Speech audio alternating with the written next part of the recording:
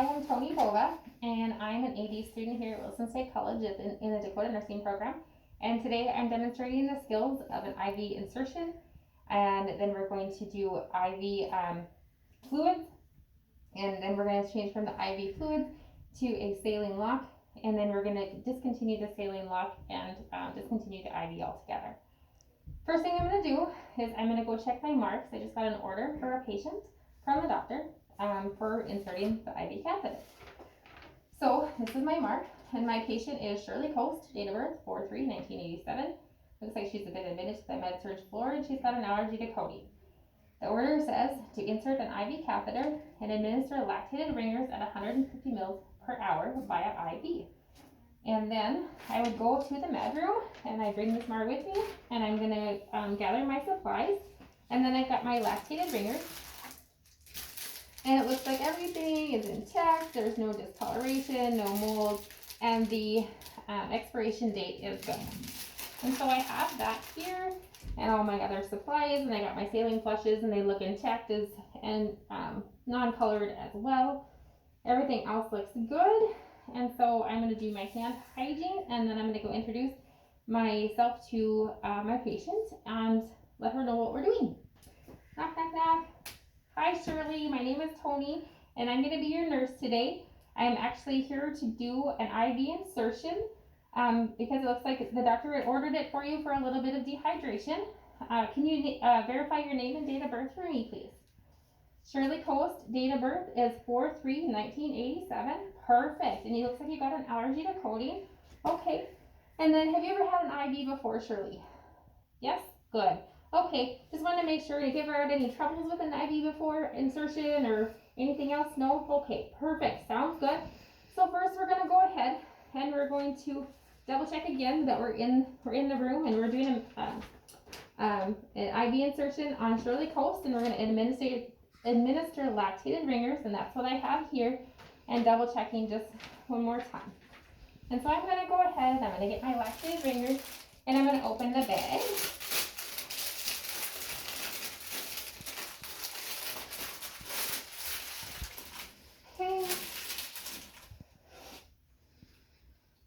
And it looks like everything looks good. I'm going to go ahead and hang that right here for the moment while I get my tubing out. And it looks like I've got a primary plumb set, and it's 15 drops per mil, which is what has been ordered to do the fluids with today. And so we'll go ahead and open this. All right. Get this out. Perfect. Get the tape off. Wonderful. Got that. All right. I'm going to go ahead and grab my bag again. And I'm going to go ahead and take the cover off. And then I'm going to open my spike, and that is sterile underneath that. That's actually going in the garbage. And so we're going to spike the bag.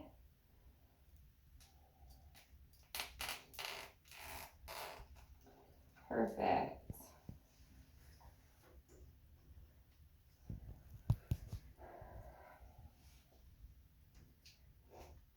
All right, got everything there.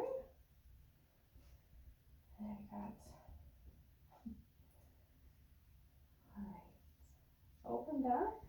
I'm just going to go ahead and open this piece here, but I want to keep it sterile, so I'm going to open it, and I'm going to turn it upside down, and I'm going to set it on my table for the moment. There we go.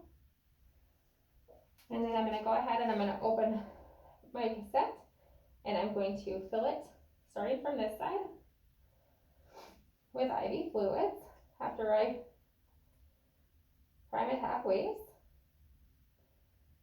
And, well, normally this would fill, and it would come all the way down, and I would fill this part first, right here, and then it would flip, and we'd come all the way down, and we would make sure that there's absolutely no bubbles in here whatsoever in all the tubing, and making sure that it's primed. Okay? And if we had to, we could flick it a little bit and make sure all the bubbles are out, but this piece you want to make sure doesn't touch anything, so it stays sterile. And then you can grab your cover again and put it back over top since it stayed sterile. And then I'm just gonna set this up here so it's ready to go when I'm ready to put it on. Okay, and then what I'm gonna do here is I'm gonna make sure I have my labels, which I have one for my tubing, and I'm going to date it, put the hour on it, and my name and my initials. So I have one for my tubing. I'll top it on.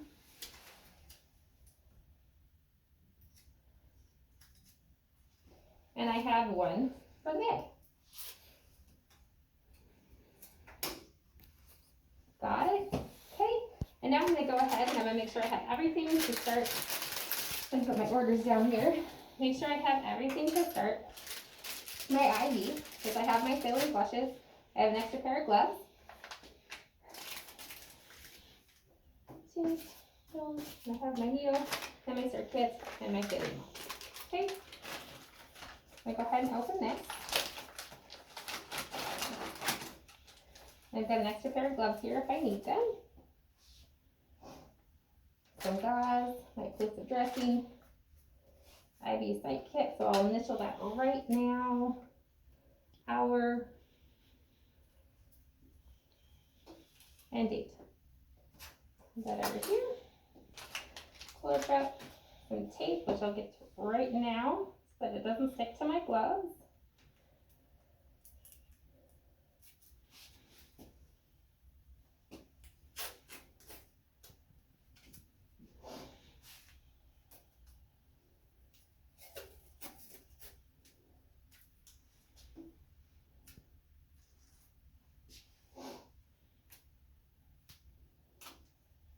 Okay, and then I got my tourniquet.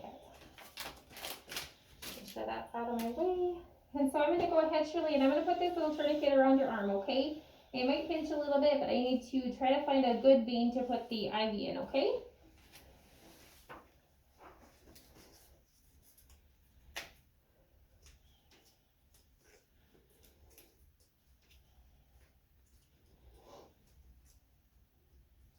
Alright, so palpate around, make sure I'm finding a good vein. Looks like you got a good one here, Shirley, okay? Alright, I'm lifting this up, and then we're going to go ahead and clean.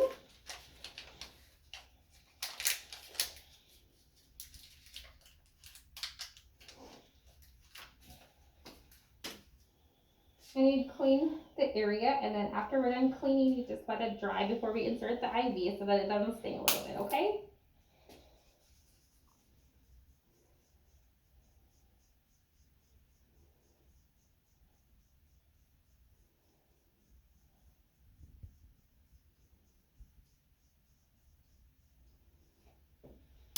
Okay, and I'm going to go ahead, get this part, the saline, and while it's drying, we can get the saline lock ready to go.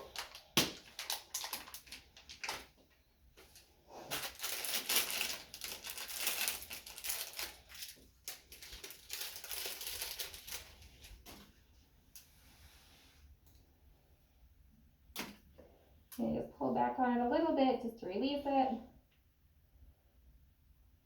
Pressure and the bubble.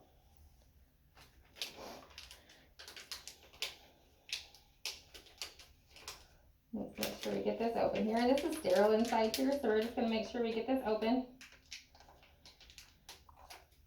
without touching it.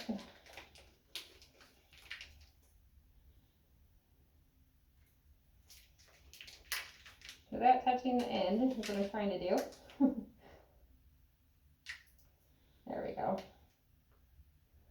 And we want to prime it just a little bit to get all those bubbles out.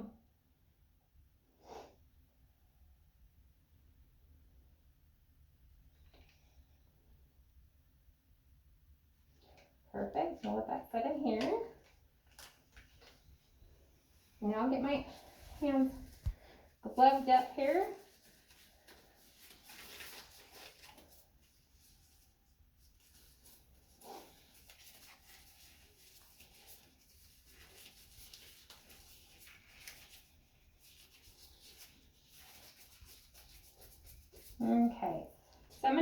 ahead and I'm going to put the tourniquet back on, okay, Shirley?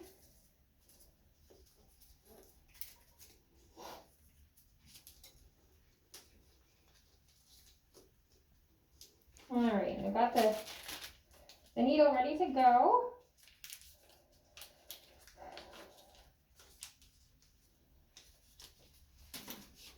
All right, Shirley, so we got it right here. We're gonna get that ready, and we've got our occlusive dressing ready to go and our tape ready to go. So I'm gonna go ahead and insert the IV, okay?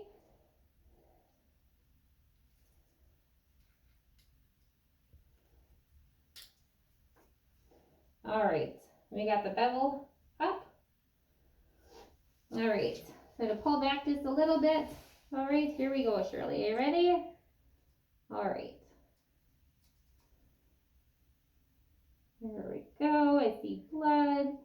And insert just a little bit further, and then we're going to bring the needle back at the same time as we push the catheter in. Okay.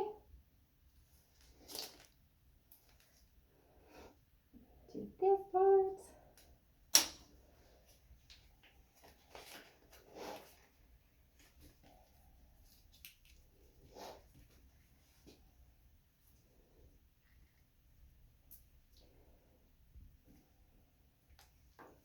Okay, a little bit of blood, and that's okay.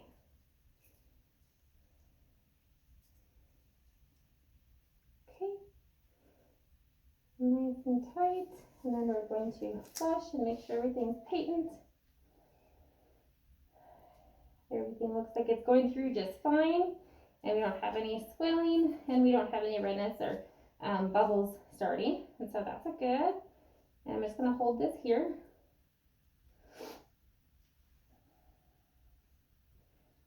And we're going to grab the tape. Actually, we're going to do the occlusive dressing first. This would go in the sharp container. And so, there we go. I'll do it this way.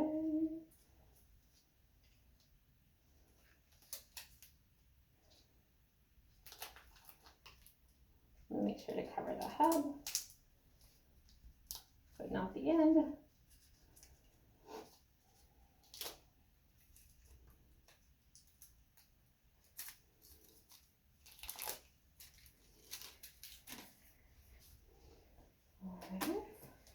Get this all up here, and just being careful not to move it too much because it would hurt the patient.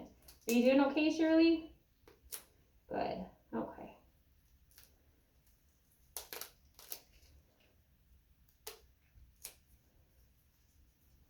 All right. Take that off. And that's going there. All right, so we've got that part in. I'm going to clean up my mask. And like I said, that's sharps. Okay, and then we're going to go ahead and we're going to attach the IV infusion. If we needed to, for some reason, we could take the cover and set it here again, just to keep it sterile.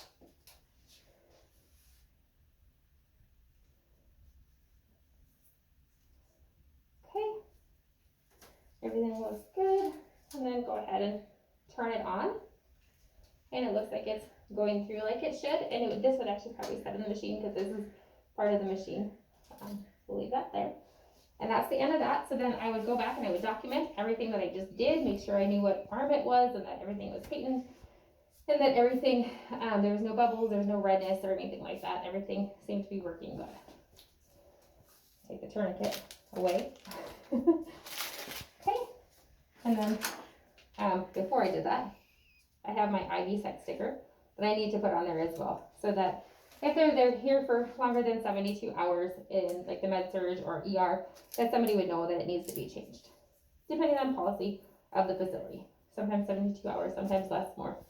And then, so after that, now there's an order in here that says that we need to change the IV infusion to IV saline, or the saline lock. And so we're going to go ahead and discontinue the IV infusion and do saline lock only. Okay, so hi Shirley, I'm just here to take out your IV infusion, and so we're going to check your name and date of birth again, and your allergies. It's Shirley Coast, and her birth date is 4/3/1987. Allergy to codeine, I've got the right patient, I checked it with the MAR, and so I'm going to go ahead and discontinue. I would shut the machine off, and next I would do is I'd make sure to check out her site, make sure it's okay, and then we're going to go ahead and we're just going to discontinue by taking this off and closing this. And that's all we need to do, Shirley, is just do that part of it. And then if you needed any medications before you go home, then we can give it to you this way. And so that went from, and I need to do the saline flush as well after discontinuing to make sure that any medications that were left in the saline lock get pushed all the way through so that they get their full medication. And so we're going to wipe for 10 to 15 seconds. Release the pressure, up a little bit, and we push all the fluids through just to make sure everything went through. Okay, and then I would go document this as well and make sure that everything is done with that. And then now we have the order for Shirley. She's going to be going home, and so we're going to be discontinuing the IV catheter altogether. And these gloves, I'm just wearing them throughout because we're just kind of making sure everything with it is flowing and time-wise consuming. We would change gloves for each procedure every time we go in the room and out of the room as well, and making sure that hand hygiene is done prior to coming into the patient's room. And so I'm back to the patient's room, again checking her name and date of birth, her allergies, hand hygiene, and gloves again. And so what we're going to do is we're going to make sure we have gauze, which we would have one of these, which would be sterile. And so we're going to open that up and get that ready. And then this would be ready and to go. And so the first thing we're going to do is just try to take the tape off ever so nicely. Not trying not to hurt the patient. Are you doing okay, Shirley? Good. Okay, I just wanted to make sure here. This tape is so sticky. And again, it's closed. And so we want to make sure nothing comes back out that way. And so we're going to come this way and get the occlusive dressing off. Maybe. Yeah, it's a good one.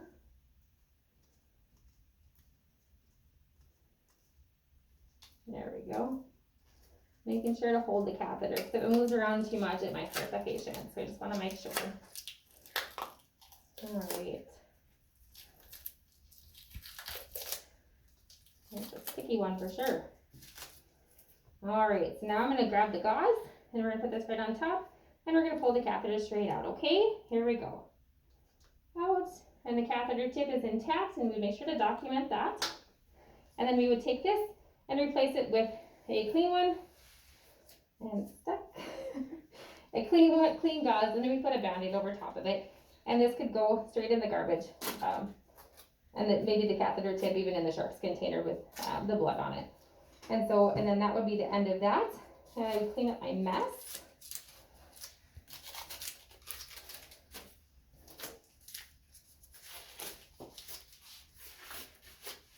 Making sure the patient had everything they needed with the call aid in reach. And then I would go back to the desk or the computer and document that the catheter tip was intact. Everything looked well, her skin was intact, no redness or inflammation, and that would be the end of it.